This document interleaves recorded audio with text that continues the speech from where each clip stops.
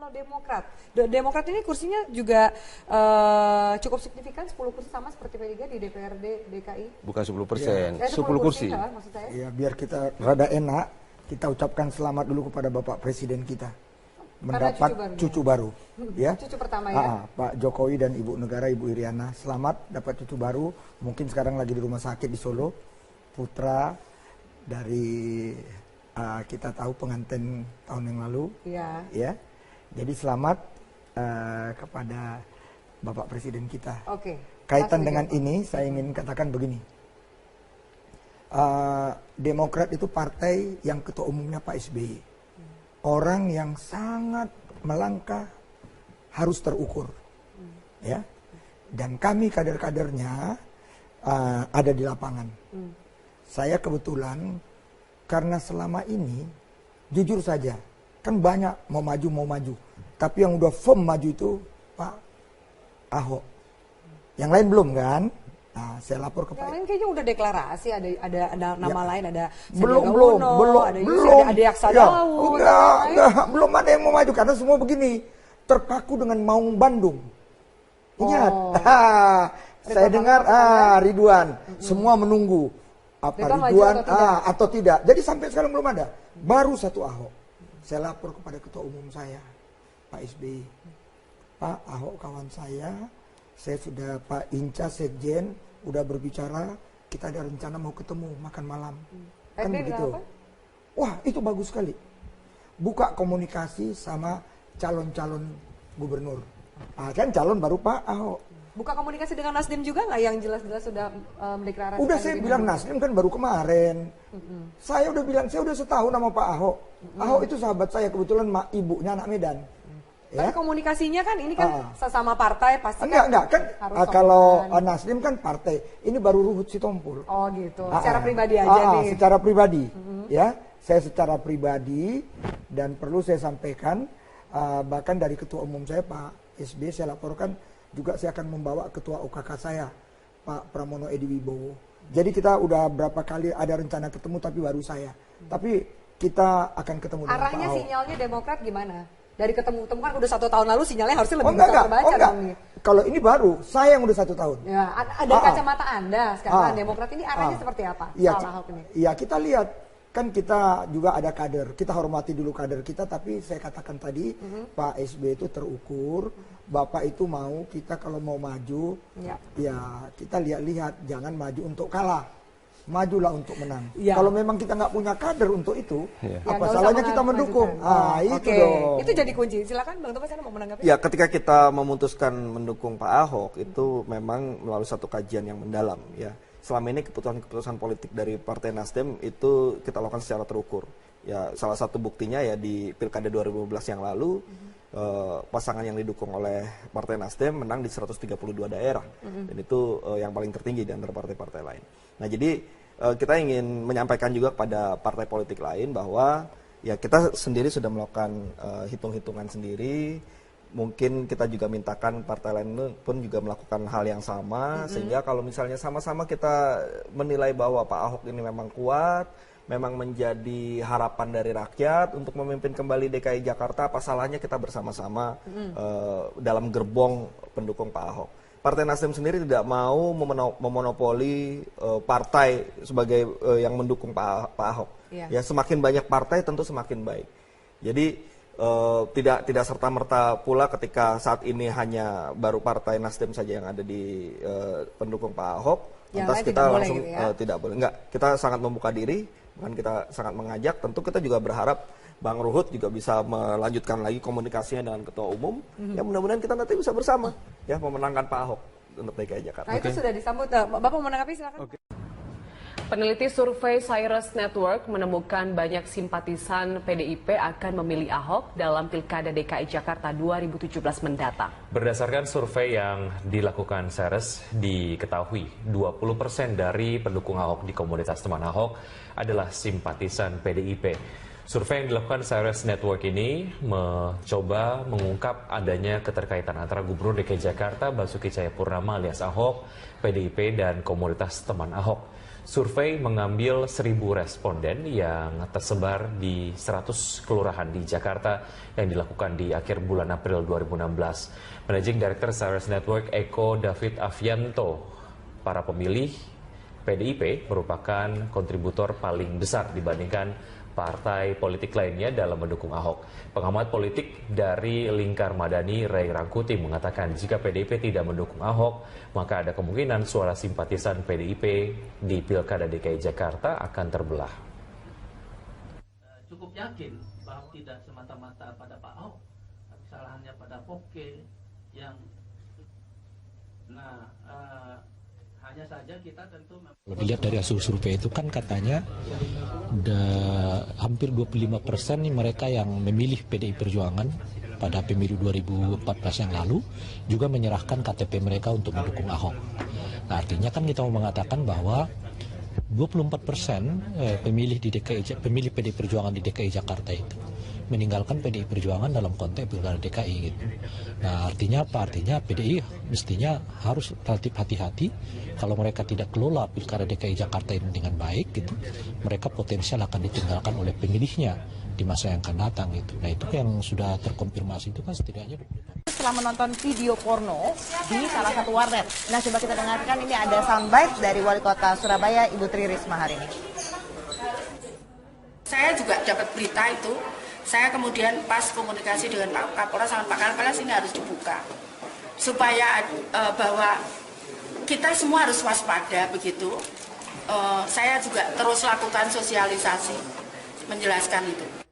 Oke, sebenarnya pemerintah sendiri juga sudah memblokir situs porno, tapi masih saja ada celah untuk bisa mengakses gitu. Buktinya anak umur 9 tahun aja bisa nonton film porno di warnet. Nah, sudah tersambung melalui sambungan telepon. Ini ada Ibu Mariam F. Barata, Sekretaris Dijen Aplikasi Informatika Kemenkominfo. Selamat malam Ibu Mariam. Bu Mariam, apakah dari pemerintah sendiri apa yang akan dilakukan untuk menutup celah-celah ini supaya akses untuk mengakses situs porno misalnya tidak bisa diakses sama sekali, khususnya untuk anak di bawah umur? Ya, Kemenkominfo sejak tahun 2010 itu sudah melakukan yang namanya penapisan untuk situs-situs porno. Ya, tapi sekarang ini konten pornografi itu lebih banyak muncul itu berupa file-file pada situs internet ya.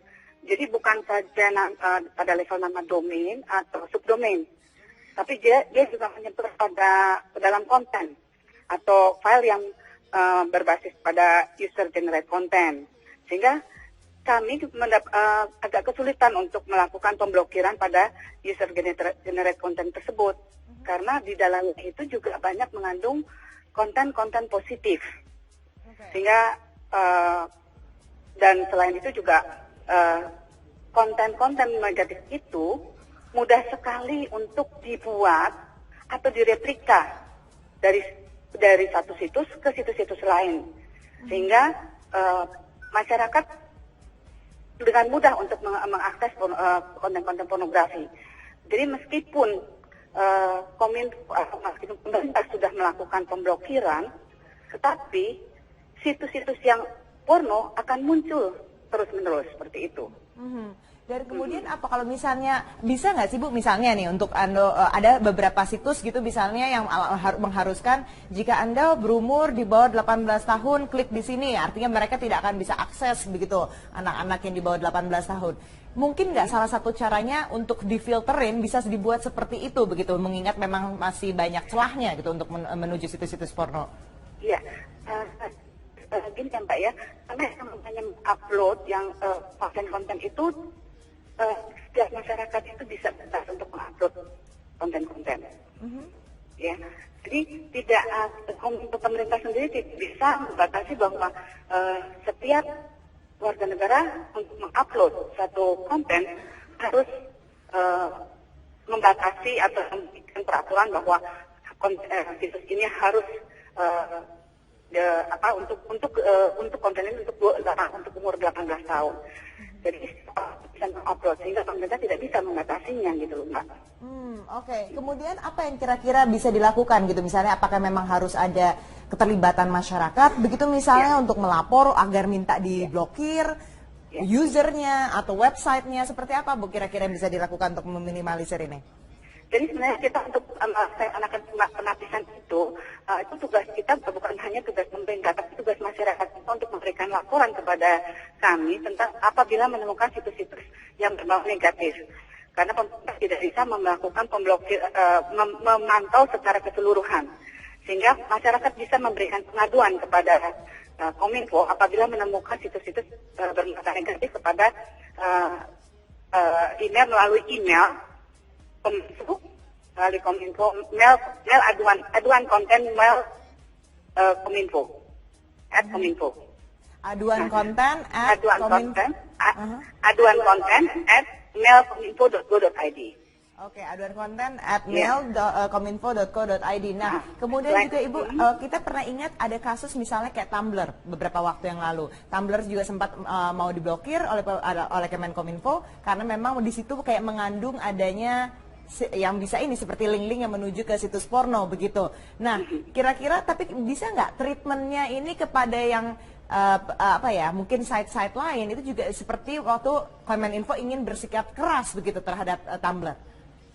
Iya, jadi istilahnya kalau misalnya saya memakai perumpamaan, ada satu hotel dalam satu kamar ada yang melakukan hal yang negatif, tetapi kamar yang lain kan tidak, sehingga kami tidak bisa melakukan namanya pemblokiran hotel tersebut.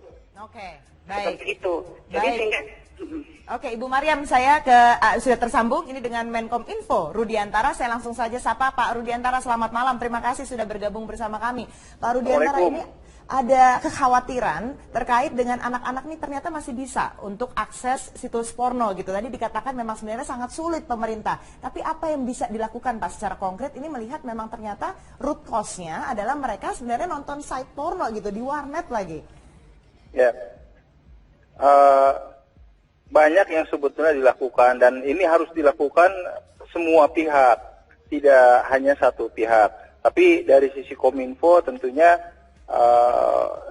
beberapa hal dilakukan. Yang pertama adalah, saya yakin Bu Mariam tadi sudah sampaikan, melakukan pemblokiran atas situs-situs porno.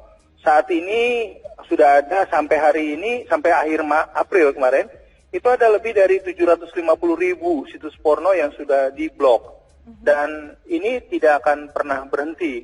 Ya, karena apa? Karena pornografi di belahan dunia yang sebelah sana itu satu industri sendiri.